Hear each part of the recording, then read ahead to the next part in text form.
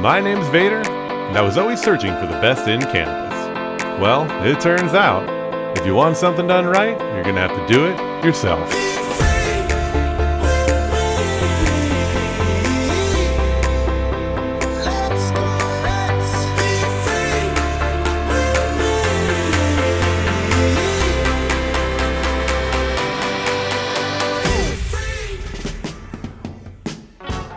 Welcome back to VaderVision. It is our first official test round after our pretty big move here in SoCal. So we are starting off with our Maui Wowie and Kauai Electrics that we ran as a preservation round. So we ran this with open pollination for breeding with multiple males and multiple females. So we do expect some variety in both of these strains. Now for our Highwan, which we are also going to be testing over in a tray as well. This is our Witch's Brew Highlander female crossed with our Obi-Wan male. So expecting some interesting things from this run as well. Now we went ahead on our last episode and we set in our seeds into some reverse osmosis water, and we set them into a dark cabinet so that they could chill for 24 to 48 hours. I usually only let them go about 24 hours, and you should see that here we got our seeds starting to crack. Looks like everything is at least cracked open, and we can see the little white tails from both of our preservation strains, Maui Wowie and our Kauai Electrics. And checking out our Highwan, they are moving right along as well. Looks like everything is cracked open, actually poking their tails out just a little bit more than both of our preservation strains. Our preservation strains are both sativas as well, where our Highwan is going to be more of a hybrid indica, leaning more on the indica side. As per the usual procedure, went ahead and soaked them in reverse osmosis water for 24 hours. We put them into some Tupperware with paper towels. We're just going to drain the excess water on out. We're just keeping it straight with reverse osmosis water. You could add a little risotonic or some nutrients into the solution. Sometimes it'll get them to pop and move a little bit quicker, especially with some older strains. But since these are so fresh, we're just going straight with the reverse osmosis water. Get the lids back on, properly label them so we don't lose track of which is which. And we'll go ahead and slip these back in that cabinet for another 24 to 48 hours before we plant them into some cocoa. Now, I did put up a 4-inch fan with this older filter just to check airflow in this room. It was working fine for just a couple of lights. But to keep the temperatures down without having to use the air conditioning, save some power, we're going to slip this out and we're going to put in a 6-inch inline fan and a little bit larger carbon filter. I also temporarily zip tied up this power strip. I'm going to put some more electrical outlets in the ceiling once we get our panel fully secured in. That should be happening this week. We did make some progress on electrical, but I'm not quite to running wiring just yet. So we're just going to keep everything running with the power strip, which is great for now, but we can flip this inline fan out. So I'm going to pull this one on down, nice and gentle.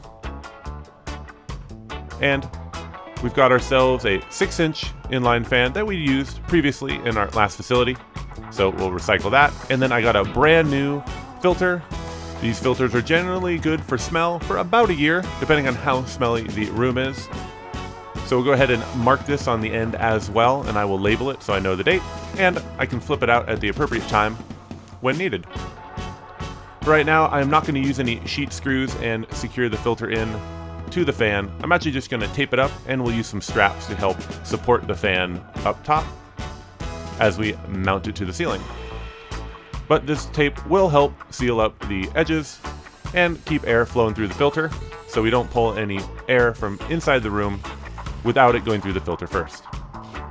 Just set a couple of new hooks up here, got everything lined up well, get the hose connected and plugged in, got some good airflow. And as we can see here, I just added 2 more hooks and an extra strap just to help support the fan. And now we should be able to turn all of the lights on in the room without having to worry about the temperatures or the humidity rising up too much without running air conditioners and dehumidifiers. And now that we got our climate set for more volume, we're going to go ahead and transplant all of our seedlings into cups. I'm going to use some 16-ounce cups instead of our normal 32-ounce cups. We're going with little smaller ones. I will explain this in a future episode, but for now, I'm just going to move ahead and cut some slits into the bottom of each of the cups, allowing for proper wicking of our medium in our flood and drain, and good drainage back out the bottom. Just going to mark each of them, starting with our Maui Wowie, checking out how they're looking after 48 hours in the paper towels. Let them go an extra day, and they're looking great. So got some with some longer tap roots, and everything else at least is cracked open and sprouting a little tail. So gently just going to set these in about a 1/2 inch into the medium. Not too deep, but not too shallow as well. Give them a little darkness and they'll be able to pop on up out of their medium and reach towards the light once they're ready. Time lapse right through this. And as I set the first ones in, we'll go ahead and turn on the pump and we'll get the tray flooded and move on to the Kauai Electric. Some longer tap roots for these. Looking like they're moving even a little faster than our Maui Wowie. Now, sometimes the roots can dig into the paper towel, so you gotta be really gentle with the little tap root. And one of the reasons I want to leave them in the paper towels for too long. As I was messing with that, one of our cups fell over. I made a mistake. We have a cup down. And looks like we lost the seedling. So learned a lesson on this. I just had left the extensions up a little high for the smaller cups, and I should have known. I kind of wasn't paying attention. Normally it's fine with the larger 32-ounce cups. Just a reminder to myself that I need to pull one of these extensions out, and we only need to flood them up just enough so that they wick on the bottom, but not too much that the cups are floating and fall over. So we did lose a little cocoa, and it looks like I lost one of the seedlings, so who knows, maybe it'll pop up eventually.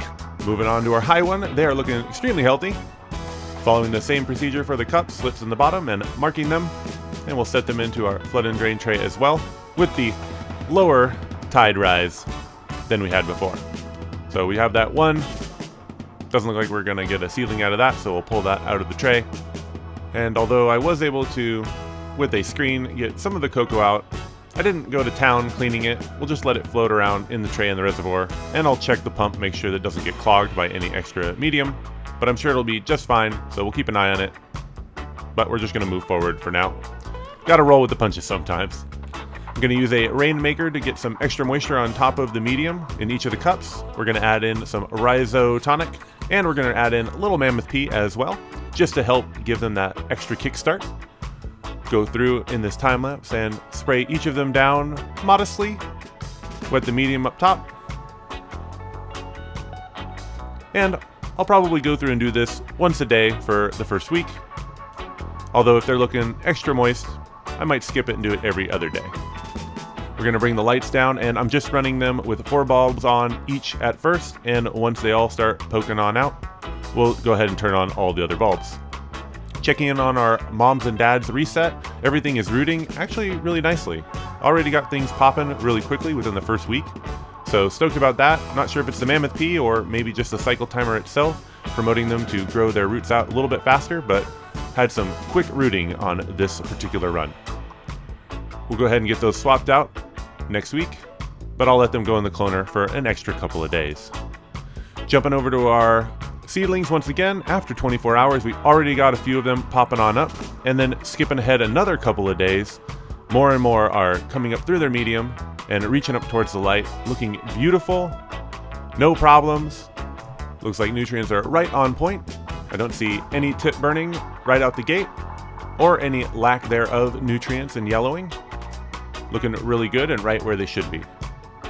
Okay, well, I'm super stoked to get this round going. Looking forward to the progress from all of our strains. I expect that our Maui Wowie will be pretty stable, looked like it in breeding. Both males and females seem pretty similar, and all the females also seemed very similar, so pretty good stabilization. Whereas the Kauai Electrics definitely had some variety, so we will see how that goes for the future. I'm expecting a little bit more variety out of that strain. And with our Highwan, we should definitely have some hybrid variety as well.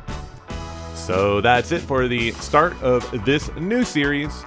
We'll be back every Saturday with a new upload to check in on the garden for the entirety of the rest of this series. So, probably for the next few months. And I'll also be sprinkling in some other episodes here and there during the week. But I want to thank everybody for joining me once again. Huge shout out to everybody who hits that like button, leaves a comment, even if it's just aloha. Your support goes a long way to helping the channel grow. I'll be back again soon enough, so until next time, I'm Vader, and I'll see you later.